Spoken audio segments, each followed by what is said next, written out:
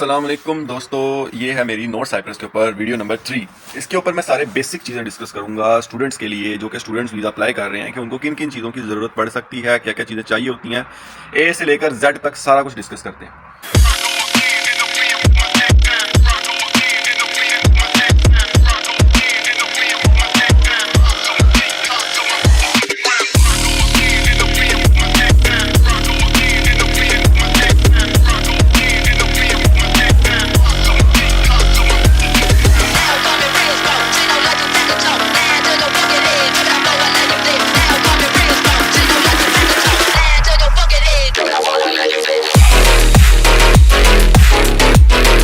अच्छा, सबसे पहले जब आप नॉर्थ साइप्रस में स्टूडेंट वीज़ा अप्लाई करते हैं तो सबसे पहले आपको अपनी डिग्रियां टेस्ट करवानी होती हैं।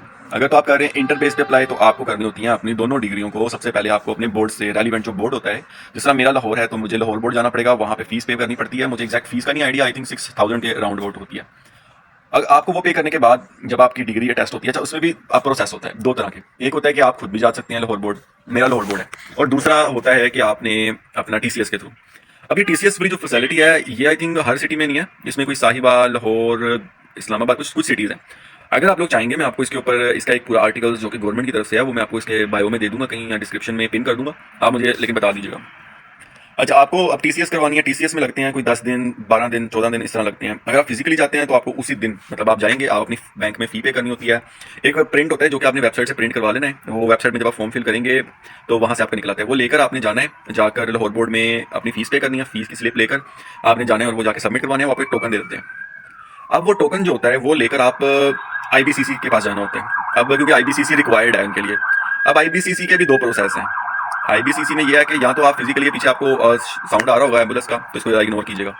तो आईबीसीसी के दो प्रोसेस हैं। एक तो आईबीसीसी में आपको अपॉइंटमेंट लेनी पड़ती है, ठीक है। अब वो अपॉइंटमेंट का ये प्रोसेस होता है कि आप अपॉइंटमेंट लेंगे, वो भी जब मैंने किया था तो उस टाइम मुझे कोई अगले 20-25 दिन बाद की मिली थी।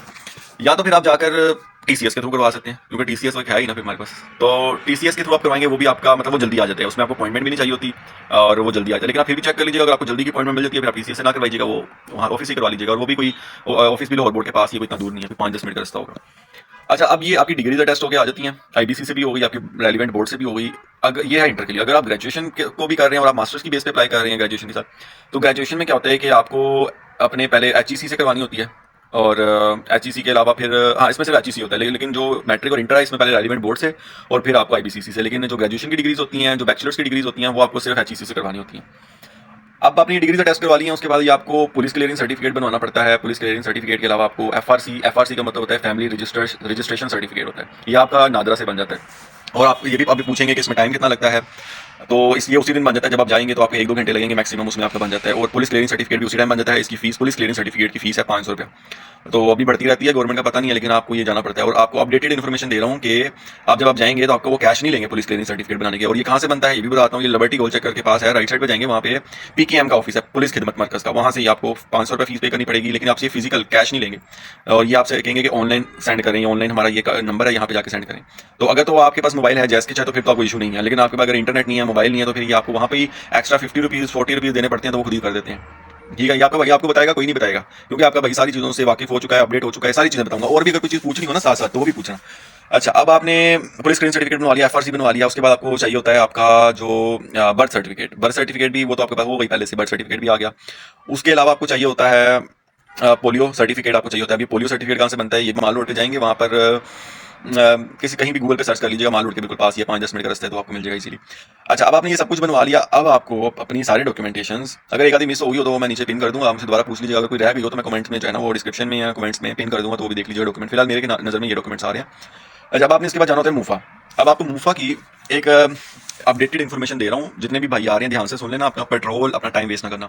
मूफा अगर आप गूगल पे लिखेंगे ना, जो लाहौर में, मुझे लाहौर का आइडिया। अच्छा, लाहौर में अगर आप कहीं भी मूफा लिखेंगे ना मोबाइल में, तो आपको शो करवाएगा माल रोड पे, वो आपको कहेगा उधर चले जाओ, उधर मूफा का ऑफिस है। और कुछ वीडियोस भी मैंने यूट्यूब पे देखी थी तो माल रोड पे था, लेकिन अब ये माल रोड पर नहीं है, गुलबर्ग में आ गया। गुलबर्ग में आपने किसी से भी जाकर पूछ लेना है कि मूफा का ऑफिस किधर है। मैंने उस टाइम वीडियो नहीं बनाई इसकी, मैं पूरे रास्ते की बनाना चाहता था, लेकिन मैंने कहा भाई पता नहीं कौन कौन किधर से आ रहा है, तो इस वजह से। लेकिन आपको गाइड कर दूंगा, अगर आप फिर भी नहीं समझ आती तो मुझे पूछिएगा, मैं आपको फिर और गाइड कर दूंगा।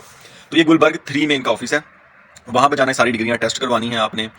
तो उसके बाद ये जो आपका एजेंट होगा ये आपका अप्लाई कर देगा, आपकी जब आपकी सारी चीज़ें वो हो जाएंगी तो ये आपका एम्बेसी में, जब आपका अनकंडीशनल लेटर आ जाएगा, आपके पास सारे डॉक्यूमेंट्स कंप्लीट हो जाएंगे, ये आपका अप्लाई कर देगा एम्बेसी में, जो कि इस्लामाबाद में है।